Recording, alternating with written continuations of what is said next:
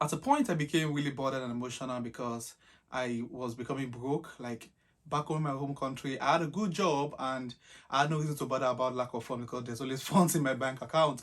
But getting to the UK, the money I came with, I was spending the money and I had no job at that time. So money was being spent, but no money was coming in. And I became really bothered and emotional. It dawned on me that, come on, guy, you just made a decision and it seems it's a wrong decision. And that was the beginning of my struggle as an international student in the United Kingdom. Hello guys, welcome back to my YouTube channel. It's your boy again, Daniel. I'm an international student here in the United Kingdom and I share videos on how to travel abroad. So if this is the first time, welcome to the family. Please click on the red subscribe button below to become a part of us. And if you're a returning subscriber, thank you guys. You guys know how much I appreciate you for being here. Thank you for the likes, thank you for the comments, thank you for sharing my videos and becoming a part of this family. I really appreciate you guys. So in this YouTube video, I'm going to share with you some of my struggles when I came into the UK as an international student, some of the things which I had known before coming, some of the things I learned, relearn, unlearn on getting to the United Kingdom as an international student. And I hope this video helps you as you plan your journey to come into the UK to study either for a master's or for an undergraduate program. So guys, getting to the UK as an international student, I experienced some things that really, got me so bothered at the early stage, like when I first came into the UK, because the way of life, the culture here in the United Kingdom was totally and is totally different from what I was used to back home. Aside from the cultural differences, also the educational methods, the teaching method, the learning method here in the UK is actually different from what I was used to back home in Nigeria. So I'm going to start with some of the cultural and the lifestyle change I had to experience when I came into the UK. Now, one of the major challenge I had was while I was trying to get part-time jobs. Of course, getting to the UK, I started spending, so there was a need for me to get a job. And my first 2 months in the UK, I couldn't get any job. Like the jobs I was seeing, they were asking for experience, so I wasn't able to start any job.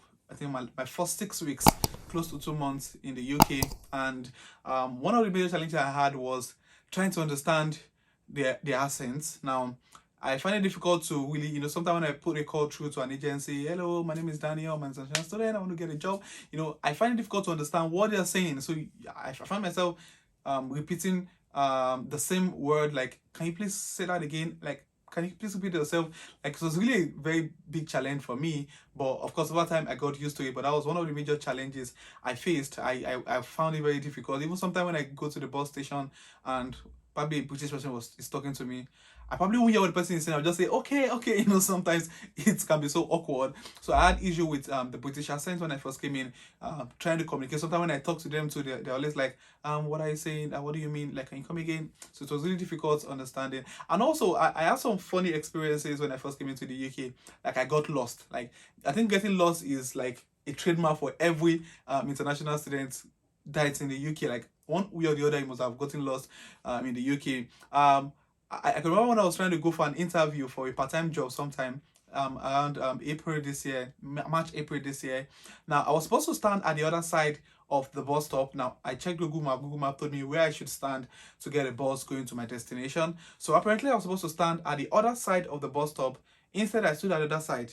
And the unfortunate thing about it was the fact that the bus number was written for actually came to where I was standing, unknowing to me that that particular bus was going opposite to the direction at which I was going to. It was really funny. Like, I actually missed the interview. I didn't get a job eventually. It was a job with Amazon. I didn't get a job eventually because of the fact that I didn't know I was supposed to look at look at the bus stop and read instruction. Like, one of the things I learned in the UK was that you need to know how to read.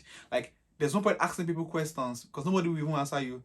Most of these British people, when you ask them questions, they won't even answer you. Very few of them will give you a response because the question you're asking is actually written somewhere around you. So you just need to open your eyes and read and all of that. So I had issues with that. And I think another issue I had was with food. Like, most of the food here in the UK, I wouldn't use the word whack because that's the food they eat, so they are used to it. Their food don't have salt. It doesn't have pepper. Like, I'm not someone that likes pepperish food, but at least there should be a taste of pepper in your food, but their food has none of this. There's no salt, no pepper, no sauce, and none of that. So I had challenges with the food, so I had to, you know, till date I eat African food like normal food we eat back in Nigeria. Beans, rice, yam, semo. You know, you could get some of vita, some of those things. You can get them here in the UK. So those were the things I was eating. So those are some of the things I had to adjust to here in the UK. And you know, aside from the food, communication with them, you know, getting used to, of course, there's still certain level of racism in the UK, you know, how to manage people like that, you know, how to learn how to walk out of conversation or just avoid certain set of people. But it was really a big deal, a very major struggle for me when I first came into the UK. So that's about the cultural differences and some other things. Now, moving to the academics, like the educational structure here in the UK.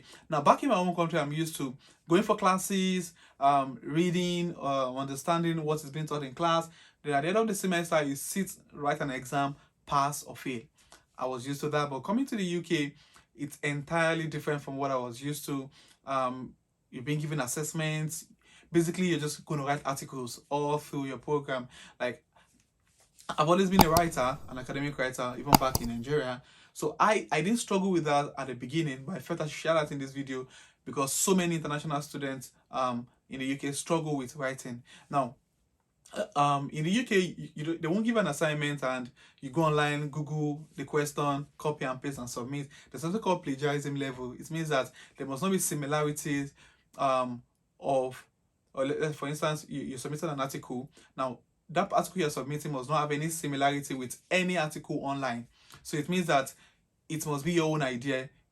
You will probably get information elsewhere, but you must write it in your own words. So most students in the UK struggle with that. I've had an encounter with the student that submitted an assignment. He had no idea there was anything like plagiarism. Probably he doesn't go to class. I don't know. So he submitted an assignment that had about, I think, 89% plagiarism, and he got called by the university. I think the Senate called him to come and face panel. So those are some of the challenges international students experience in the UK. I also know of a student that I think it was a final dissertation. Apparently, all her assignments since the beginning of the year she has been outsourcing and just submitting. So at final dissertation, she submitted. I think she also had a little, I think about 40% plagiarism. She was called to panel. She was almost sent back to her home country to complete the dissertation there because her visa had expired. So I think she found a way to extend and all of that, because that was, I know someone that actually went home, finished her dissertation back home, sent to the school, and she got a certificate. She couldn't stay back in the UK to finish her program. She had to finish it back in her home country. So the educational structure, and most times you need to learn on your own. I'm here in the UK for a postgraduate program, so most times the lecturers won't spoon feed or teach you like the way we were being taught back in Nigeria. So you have to do self-learning a lot of things. So, and one of the major challenge I had was combining studies with work. Like, it was really challenging because you have bills to pay here. People can't afford to send you money back home in Nigeria because of the exchange rate. It's quite a lot of money. Most of the accommodation here in the northern part of England where I live, you spend probably like £350 pounds per month. In my home country, that's about close to 300,000 naira. That's a lot of money. That's like people's house rent for 2 years back home, and that's what you are paying per month. So it's very difficult to get people sending you money back home because it's quite a lot of money. So you've got to work here in the UK to pay your bills, and that's aside your feeding, your transportation. Of course, you need to look good and all of that. So it's quite a lot of expenses. So combining academics and studies was one of the major challenges I faced when I started. Like, it was a very major struggle for me, but along the line I got used to it and I was able to manage my time properly. So coming to the UK is actually a very good, should I say, futuristic plan. However, the truth is, most people won't tell you this. At the beginning, it's really very, very difficult because you're getting used to a new system. You need to acclimatize to so many things. So many people who are probably doing clean jobs back in Nigeria, they get to the UK, probably the first 6 months, you see them washing dishes, working in restaurants, working as healthcare assistants, taking care of elderly and vulnerable people. And these are people who are probably bank managers or executive in their companies back home. So that's one of the major struggles you're going to face coming to the UK, except you've got enough funds. Probably you have a major sponsor back home who is sending you enough funds that you don't need to bother about working. But trust me, coming to the UK, your first few months won't be as rosy as it looks. Like, I'm moving to the UK, I'm in the abroad. That's as to say in my home country. But the truth is, you're going to struggle with so many things. You're going to struggle with the cultural differences. You're going to struggle with your academics, managing, ensuring that you submit your assignment. Like, I'm doing this video now. The time is quarter to 11, like 11 p.m. in the night. I just go back from work, and after this video, I probably need to get something to eat. I still have my assignments to probably look at, and tomorrow morning I'm going out again to work. So it's really a lot of struggle, but of course they say at the end of the tunnel there's light. At the end of the tunnel, I don't know where that comes from, but we believe that at the end of the tunnel there's light, because so many people have experienced the same thing and they're enjoying it. So trust me guys, there are a lot of struggles in the United Kingdom as an international student, because you've got a lot of things to sort out. You've got your academics to sort out, you've got your bills to sort out, you've got your relationship life to sort out, because of course you need to relate to people, you need to be able to manage all of these things together as an individual, and it's really a lot of struggle. And I think 2021 has really been an amazing year for me, to be sincere. Like, I've learned, I've relearned, I've unlearned some things on getting to the UK, and it's really a plus to me, to be sincere. It's really a plus to me, to be honest, and I'm glad I actually made a decision to come into the UK to study, leaving my comfort zone. I was doing well, at least for my kind of person. The money I was earning back home in my home country was enough for me to do well, and trust me, even sponsoring myself to study in the UK was really a lot of money, and I was able to single-handedly pull the funds and get it. So to show I was living well back home, but I needed to explore. I'm a young guy, I needed to explore, and one of the sacrifices I needed to make while exploring is, to face the struggle that comes with the first stage of this decision. And I'm glad I made the decision, and trust me, I'm enjoying that decision already. I'm barely 1 year. By next year, February, I'll be 1 year here in the UK, and I'm enjoying the benefits already. So guys, I just felt I needed to just do this video. Like, this is the last video for 2021. I felt, let me just put something out there to share with you guys some of the struggles I'm facing, or I faced as an international student in the UK. And I hope this video inspires you. I hope this video helps you to make proper plans before moving into the United Kingdom. So this will be the end of this video, and guys, if this is the first time, please click on the subscribe button to help this YouTube channel grow. Click on the like button, state an information. If you're an international student in the UK, put a comment in the comment box, share your experience, so as to inspire so many people out there planning to come to the UK as an international student. And for my returning subscribers, thank you guys for being here. If it's your first time, click on the red subscribe button.